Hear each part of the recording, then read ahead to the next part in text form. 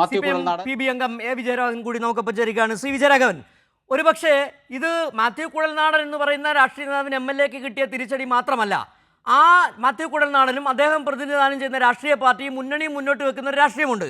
ഒരു സംസ്ഥാനത്തിൻ്റെ മുഖ്യമന്ത്രിക്കെതിരെ, അദ്ദേഹത്തിൻ്റെ കുടുംബാംഗങ്ങൾക്കെതിരെ ഇല്ലാ കഥകൾ ചമച്ചുകൊണ്ട് പൊതുസമൂഹത്തിന് മുന്നിൽ അപമതിപ്പുണ്ടാക്കാൻ നടത്തിയ ശ്രമം ചീഞ്ഞളിഞ്ഞ രാഷ്ട്രീയത്തിന് കിട്ടിയ ഒരു തിരിച്ചടിയായി തന്നെയല്ലേ ഇതിനെ വ്യാഖ്യാനിക്കേണ്ടത്?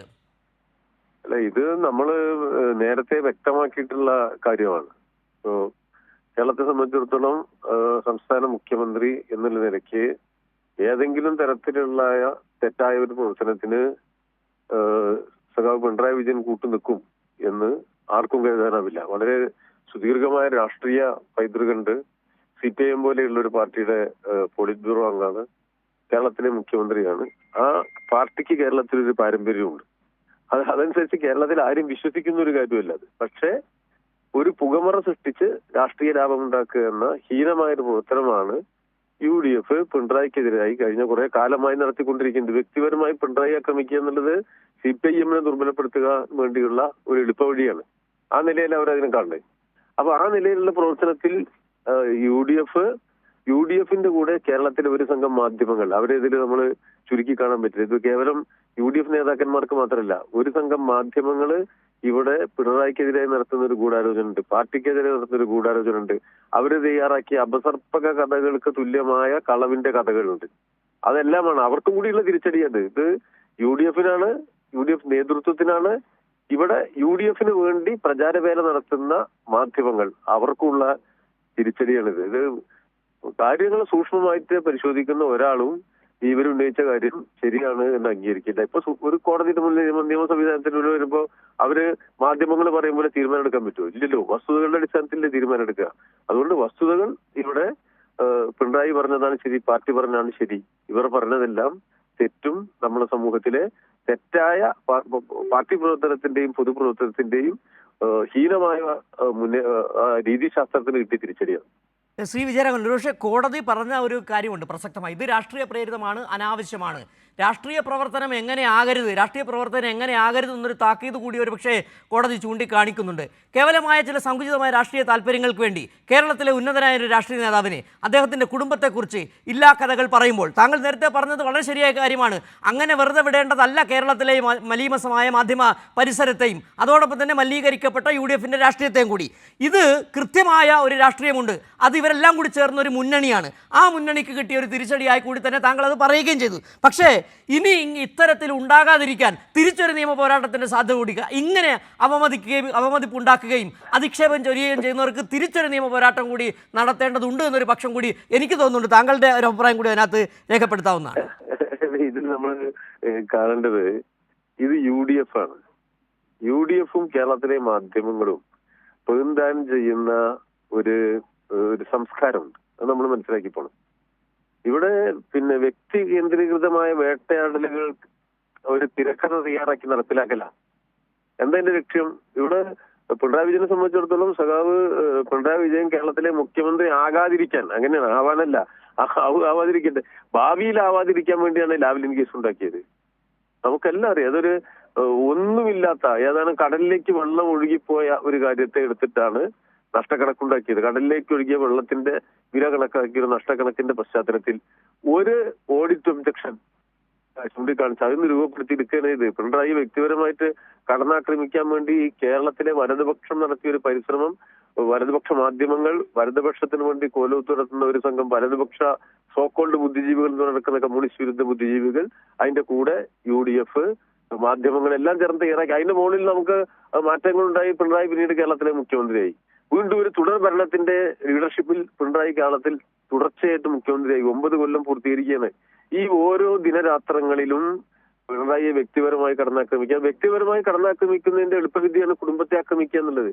ആ കുടുംബത്തെ ആക്രമിക്കുക എന്ന ജോലി, ആ നിലയിൽ കാര്യങ്ങൾ തയ്യാറാക്കിയ ഒരു സ്ക്രിപ്റ്റാണിത്. ആ സ്ക്രിപ്റ്റ് ഒരു മലീമസമായ സംസ്കാരത്തിന്റെ കൂടി ഭാഗമാണ്. അത് കേരളത്തിലെ മാധ്യമങ്ങളോ അവരുടെ സംസ്കാരം, അല്ലെങ്കിൽ കേരളത്തിലെ കമ്മ്യൂണിസ്റ്റ് CPM വിരുദ്ധരുടെ രീതികൾ, അവരുടെ പെരുമാറ്റ ശൈലി, അതൊന്നും അവർ മാറ്റുമെന്ന് നമുക്ക് കരുതാൻ കഴിയില്ല. പക്ഷേ കേരളത്തിലെ ജനങ്ങൾ എന്ന് പറഞ്ഞാൽ ഇതൊക്കെ തിരിച്ചറിയുന്നവരാണ്. അതുകൊണ്ടാണല്ലോ ഇത്രയും വലിയ കളവിന്റെ മുകളിൽ ഈ വലതുപക്ഷം അവരുടെ രാഷ്ട്രീയത്തെ രൂപപ്പെടുത്തിയെടുത്തപ്പോ ജനങ്ങൾ ഇടതുപക്ഷത്തെ തുടർച്ചയായ ഭരണത്തിലേക്ക് കൊണ്ടുവന്നതിന്റെ നേതാവായി സഖാവ് പിണറായി അംഗീകരിക്കുകയും ചെയ്തു.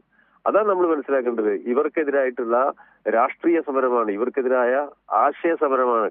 ഇവർ ഈ സമൂഹത്തിന്റെ നന്മയ്ക്ക് വേണ്ടിയല്ല, കേരളത്തിന്റെ പൊതു വളർച്ചയ്ക്കും വേണ്ടിയുമല്ല, ഈ സമൂഹത്തിലെ ഏറ്റവും ഹീനമായ മൂല്യങ്ങളെ സംരക്ഷിച്ചുകൊണ്ട് ഇവർ ഏതറ്റം വരെയും പോകും എന്നുള്ള അവരുടെ പ്രവർത്തന ശൈലിക്കേറ്റ ഒരു തിരിച്ചടിയാണിത്. കേരളീയ സമൂഹം ഈ വലതുപക്ഷ ചേരിയെ ഒറ്റപ്പെടുത്തിക്കൊണ്ടാണ്, അവരുടെ കളവുകളെ തുറന്നു കാണിച്ചുകൊണ്ടാണ് ഇതിനെ നേരിടാൻ പോകുന്നത്. ഒരു കാരണവശാലും വ്യക്തി എന്ന നിലയിൽ പിണറായി വിജയന് ഒരു തകരാറും ഇതിലൂടെ സംഭവിക്കുമ്പോൾ അദ്ദേഹത്തിന്റെ കുടുംബത്തിനും ഇത് സംഭവിക്കുന്നില്ല. അവരുടെ എല്ലാം വ്യക്തിത്വം കമ്മ്യൂണിസ്റ്റ് പാർട്ടിയിലൂടെ രൂപപ്പെടുത്തിയെടുത്തതാണ്. അതുകൊണ്ട് തന്നെ ഇത് പാർട്ടി എന്നുള്ള നിലയ്ക്ക് ജനങ്ങൾക്കിടയിൽ അതിശക്തമായ എതിർപ്രചാര വേലകൾ നടത്തിക്കൊണ്ട് അവരുയർത്തുന്ന ആശയത്തെയും പ്രത്യയശാസ്ത്രത്തെയും തോൽപ്പിച്ചുകൊണ്ട് വീണ്ടും ഒരു തുടർ ഭരണത്തിലേക്ക് CPIM കൂടുതൽ വിശ്വാസ്യത ജനങ്ങളിൽ ലഭ്യമാകാൻ സഹായകരമായതാണത്.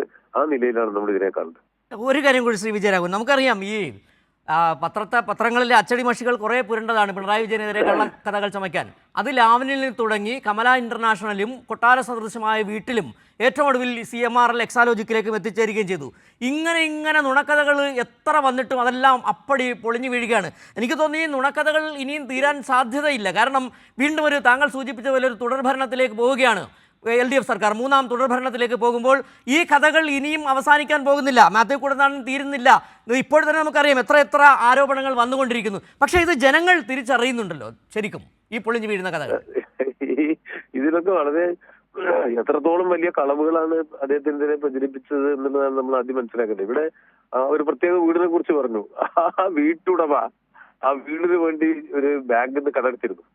ആ കടം തിരിച്ചടയ്ക്കാൻ കഴിയാതെ ആ വീട് ലേലത്തിന് പോകുന്ന അനുഭവം ഉണ്ടായി. ഇപ്പൊ പിണറായിയുടേതെന്ന് പറഞ്ഞ് ഈ മാധ്യമങ്ങൾ ഫോട്ടോ എടുത്ത് പ്രചരിപ്പിച്ച വീടിന് ജപ്തി നോട്ടീസ് വന്നിട്ട് അതിന്റെ ഉടമ അത് വിൽക്കാൻ പോകുന്ന ഒരു സാഹചര്യം ഉണ്ടായത് നേരിട്ട് കണ്ട ഒരാളാണ് ഞാൻ. ആ ഉടമ എന്നെ കാണാൻ വന്നിരുന്ന ദിവസം പിണറായിയുടെ വീട് എന്ന് പറഞ്ഞ് മാധ്യമങ്ങൾ പ്രചരിപ്പിച്ച വീടാണ്. ഇതിപ്പോ എനിക്ക് അതിന്റെ പേര് ഭയങ്കര കടം കിട്ടാനാവുന്നില്ല, ജപ്തി നോട്ടീസ് എന്ന് പറഞ്ഞുകൊണ്ട് എന്നെ കാണാൻ വരികയുണ്ടായി. അതാണ് നമ്മുടെ മാധ്യമങ്ങളുടെ സ്ഥിതി. ഇത്ര അവരുടെ പ്രചരണങ്ങൾക്കോ അവർ പറയുന്നതിനോ സത്യത്തിന്റെ ഏതെങ്കിലും ഒരു അംശം ഉണ്ടാവണമെന്ന് ഒരിക്കലും അവർക്ക് നിർബന്ധമില്ല. അതിപ്പോ ഈ വീടിന്റെ കാര്യത്തിൽ നേരിട്ട് എനിക്കറിയുന്ന ഒരു കാര്യമാണ്. ആ വീട്ടുടമ എന്നെ കാണാൻ വന്നൊരു അനുഭവം എന്നെ വ്യക്തിപരമായിട്ട് എനിക്കുണ്ട്.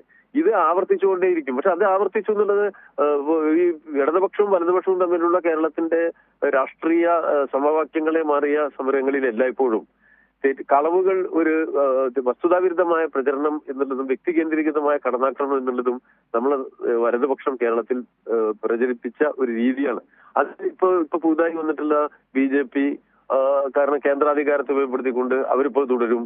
അവരിനെ ഇപ്പോ കേരളത്തിൽ വേറെ വ്യത്യാസം വന്നിരിക്കും. ഒരു മാധ്യമ ഉടമയെ, കമ്മ്യൂണിസ്റ്റ് വിരുദ്ധ മാധ്യമ ഉടമയെ തന്നെ BJPയുടെ സംസ്ഥാന അധ്യക്ഷനാക്കുക എന്ന ജോലി ഇപ്പോൾ ഇവിടെ നിർവഹിക്കേണ്ടായി.